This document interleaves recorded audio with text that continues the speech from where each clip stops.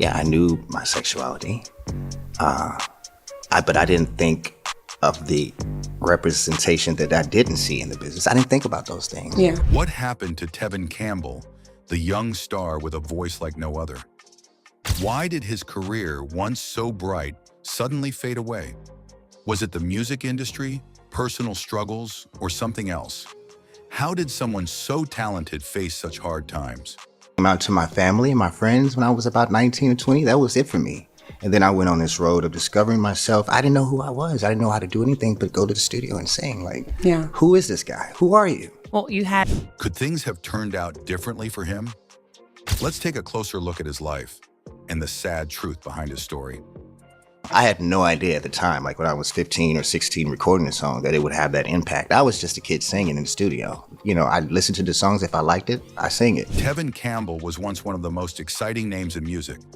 In the 1990s, his songs were everywhere. He was known for his smooth voice and hits like Can We Talk and I'm Ready. Born in Waxahachie, Texas, a small town south of Dallas. Country boy from a very small town in Texas, Waxahachie, Texas. And I started this when I was 12 years old. So I really didn't have time to sort of process all of that. He was the second child of Rhonda Byrd, who used to work at the post office but later became his manager. Tevin had an older sister named Marche and a younger brother named Demario. Unfortunately, his father left the family soon after Demario was born. Tevin didn't meet his dad again until he was 15 years old. Tevin's mom was very involved in their church, Joshua Chapel A.M.E., where she sang in the choir. Following in her footsteps, Tevin started singing gospel music when he was very young. At first, he sang with the choir, but soon he was singing solos on his own. I enjoyed that. I enjoyed listening to songs and going into the studio and slaying them. They used to call me One Take Tevin, and I love that nickname. I don't know how. When Tevin was 12 years old, a family friend introduced him to a jazz singer named Bobby Humphrey. She was so impressed by his voice that she arranged for him to perform at a special showcase in Manhattan. The performance was recorded on tape, and that tape landed in the hands of a manager named Benny Medina. Benny was amazed by Tevin's talent and quickly flew to Texas to meet him. Soon after, Benny signed Tevin as a new artist. There's not a lot of people that get compared to Michael Jackson or Stevie Wonder, So that's pretty cool too. So Benny Medina connected Tevin with the famous musician and producer Quincy Jones. This was a big deal because Quincy had worked with legends like Michael Jackson. In 1989, Tevin got his first big break when he sang on Quincy Jones' single, Tomorrow, A Better You, Better Me. The song became a hit, reaching #1 on the Billboard R&B chart in 1990. It was part of Quincy's album, Back on the Block, which won a Grammy Award for Album of the Year. After this success, Tevin began working with other well-known producers, including Babyface, Narada, Michael Walden, and Prince. His first solo hit, Round and Round, was produced by Prince and featured in the movie Graffiti Bridge. The song climbed to #3 on the R&B chart and #12 on the Billboard Hot 100 in 1991. We can talk all we want to, but the world still goes around and round. The period of 1993 to 1995 for Campbell is so lit, it might be hard to fathom today. He was the opening act for Janet Jackson's Janet Tour, which would be akin to opening for Beyoncé's Lemonade Tour for this generation. He had 3 top 5 R&B hits in a row from his multi-platinum I'm Ready album, including another #1 in Can We Talk. He'd have had 2 #1 with I'm Ready were it not for R. Kelly's 12-week run with Bump and Grind at #1. For his releases between age 14 to 16, Campbell was in studios recording with the likes of Prince, Babyface, Al B. Sure, Daryl Simmons, Jimmy Jam and Terry Lewis, and Narada Michael Walden, all R&B, pop, and soul royalty in the production game. L.A. Reid wanted Usher to have Can We Talk, and Babyface wanted me to have Can We Talk, and it was a huge, huge fight because at the time Usher was signed to L.A. Face Records, I think. And me and Usher actually talked about this last week, but I won't get into that conversation. We're both over it. He's over it. I'm over it. The songs from that period would soundtrack lots of relationships, from the sweet introduction of Can We Talk to the relationship defense of Always in My Heart to the aching breakup of Don't Say Goodbye Girl. back when you had to constantly substitute boy for girl in your head, and on clumsily offered mixed tapes to boyfriends who couldn't often help but be temporary, given the immaturity of age, the arrested nature of our development as boy children, and the prevailing homophobia of the era. Think about any of that when I was a kid. I was just, Yeah. it was work, work, work, work. If I wasn't in the studio, I was doing videos. If not that, I was doing press tours. If not press tours. Tevin's talent didn't go unnoticed. In 1990, he appeared in Graffiti Bridge and later made a guest appearance on the TV show The Fresh Prince of Bel-Air. He played a character named Little T, a teen idol who was Ashley Banks's celebrity crush. Tevin was even mentioned in other episodes of the show, showing how popular he had become. In the beginning, Campbell seemed to have it all. He was young, talented, and confident. People couldn't help but sing along to every song. He had a style and charm that made him stand out from the crowd. Watching him in his music videos, it was clear he belonged in the spotlight. He had this special energy that made it look easy. He was the kid who always got the lead in school plays or talent shows, and you couldn't help but be amazed by his talent. But as the years passed, things started to change for Campbell. The music scene shifted, and tastes in music changed. The sound that made him famous wasn't as popular anymore. It wasn't just the music that changed. Campbell faced personal challenges too. And as the years went on, it became harder for Campbell to keep up with the fast-moving music industry. By the time the 2000s came around, Campbell's career was in decline. He was still a talented artist, but his style and sound didn't connect with the new generation of listeners. While Campbell had an impact on many people, especially those who grew up with his music, it became harder for him to stay relevant in a changing industry. This business has treated Tevin Campbell heavy-handed and neglectful. And then Tevin made headlines for the wrong reasons. He was arrested in July for asking an undercover police officer for a lewd act. This happened during a sting operation in Van Nuys, California. The police were responding to complaints about illegal activity in the area, which was close to an elementary school. When Campbell was arrested, the police also found a small amount of marijuana with him. The incident shocked many of his fans. That same year in February, Campbell had released his fourth album. The album, called Tevin Campbell, showed his move into a neo-soul style.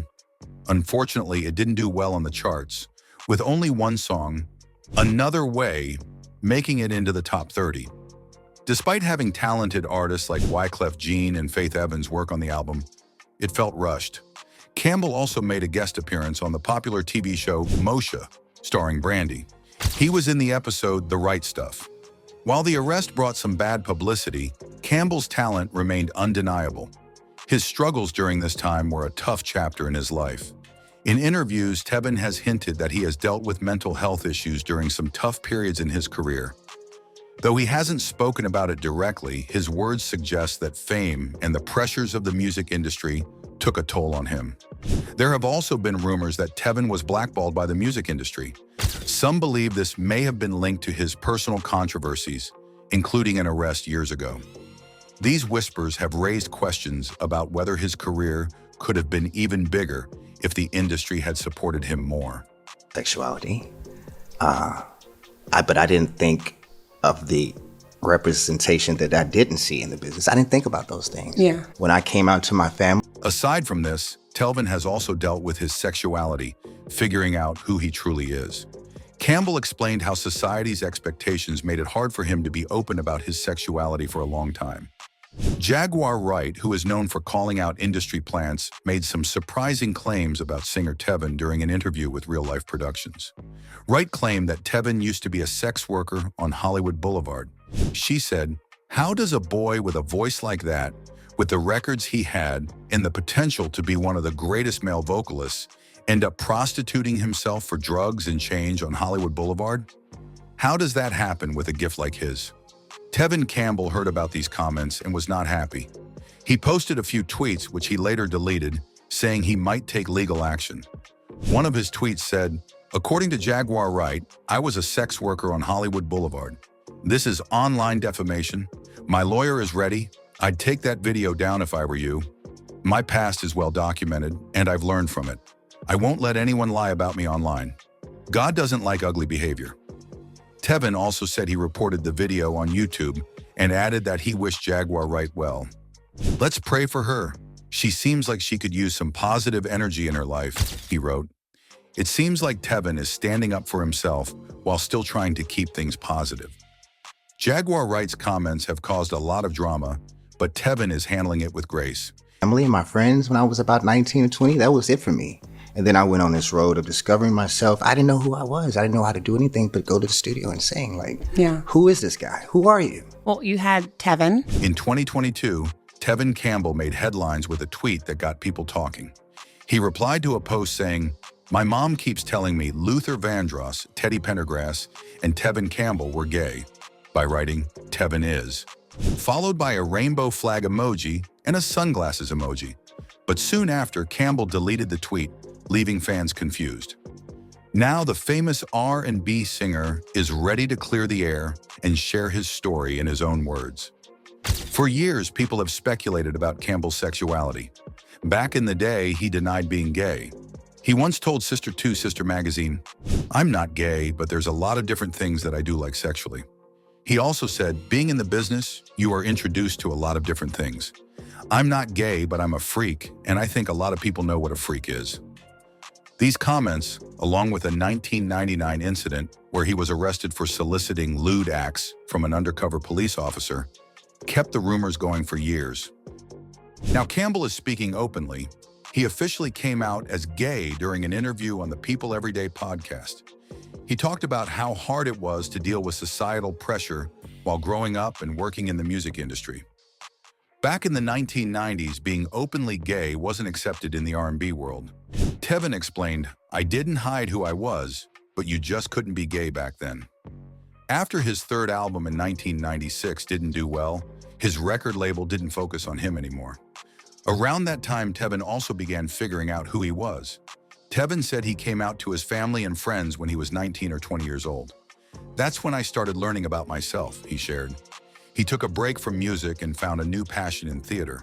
In 2004, he joined the Broadway musical Hairspray and performed for 6 years. "That was a big change in my life. It was a great time," Campbell said. He explained that being around LGBTQ people who were living happy, normal lives with partners showed him something he hadn't seen before. "That was pleasing to me, and they were great people." He simply wrote, "Tevin is," with a rainbow emoji. Many thought he was making a big statement about his sexuality when he said, "It was a casual thing for me." But Tevin has a simple answer. "I love my fans, but what they think about my sexuality is not important to me." In the 90s, things were very different for artists.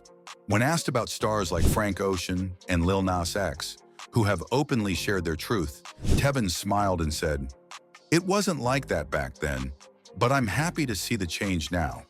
He believes it's important for young black boys to see people who look like them and love themselves for who they are. "A lot of kids aren't taught to love themselves," he added. Campbell also had a message for those who still have trouble accepting others for who they are. "Every person in the world isn't straight. Get over it." I was introduced to the world in a big way. Quincy Jones, Back on the Block, with a beautiful song, Tomorrow Better You Better Me, which I'm so proud that was my first song. Now, even though Quincy gave Tevin a big break, their relationship wasn't always smooth. Some reports say there were disagreements between the two about how Tevin's career should go. Quincy, being a big music producer, wanted to control much of the creative direction of Tevin's work. Tevin, as an artist, may have wanted more say in his own music and career. These tensions were not something they openly talked about, but it's clear that their working relationship had its ups and downs. Quincy made headlines in 2018 after a very bold interview with Vulture. He spilled a lot of secrets about famous people, including surprising things about the Beatles, Marlon Brando, and even his own personal life. This interview caused a lot of talk online, and some old rumors about Jones came back into the spotlight. One of these rumors was about Tevin. People began spreading a story that Quincy Jones had messed with Tevin when he was a teenager. The rumor wasn't new, but it resurfaced after Jones praised Campbell in the interview, calling him an underrated artist. Campbell didn't stay quiet. He took to Twitter to shut down the rumor. "Now I'm trending. Folks will really say some disgusting things," he tweeted. He added, "Tevin was molested by Quincy. GTFOH, get the F out of here. with the devil, followed by laughing emojis to show how ridiculous he thought the rumor was. Campbell also shared a quote from Jones saying, "God is pushing the bad in our face to make us fight back." It seemed like Campbell wanted to remind people to focus on fighting negativity instead of spreading harmful lies. Young age, like not even a teen. There was a lot of pressure. The next Michael Jackson. It wasn't so much a pressure meeting those people and working with those people because I was a kid. But the pressure was hearing things like the next Stevie Wonder, the next Michael Jackson. He sounds like Michael Jackson. That's a lot of pressure. Now let's change gears and delve into his amazing career. Campbell took the music world by storm in the early 1990s. After his first two singles became hits, he released his debut album, Tevin, in November 1991.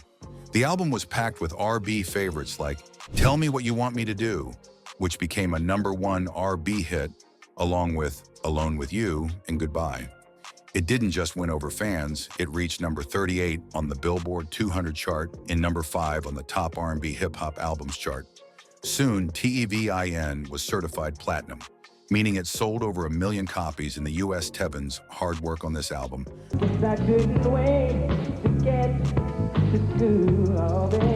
earned him a Grammy nomination for Best Male R&B Vocal Performance. Though he didn't win, losing to Al Jarreau for Heaven and Earth, it showed the music industry was taking notice of his talent. Big names like Quincy Jones, Al B. Sure, and Narada Michael Walden worked on the album, making it a standout.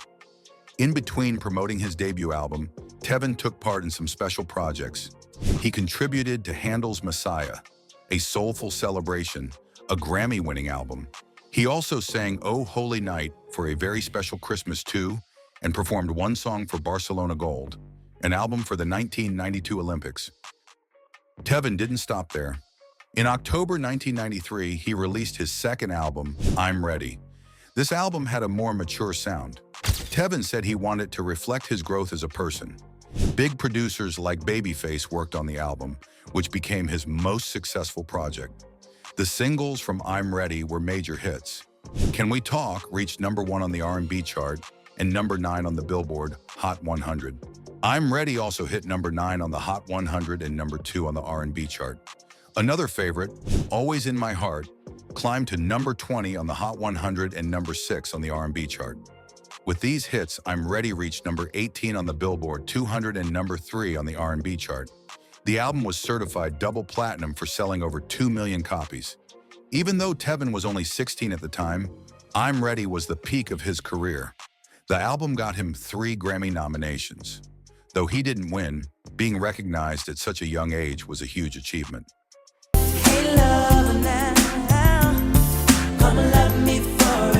In 1994, Tevin was part of some exciting projects.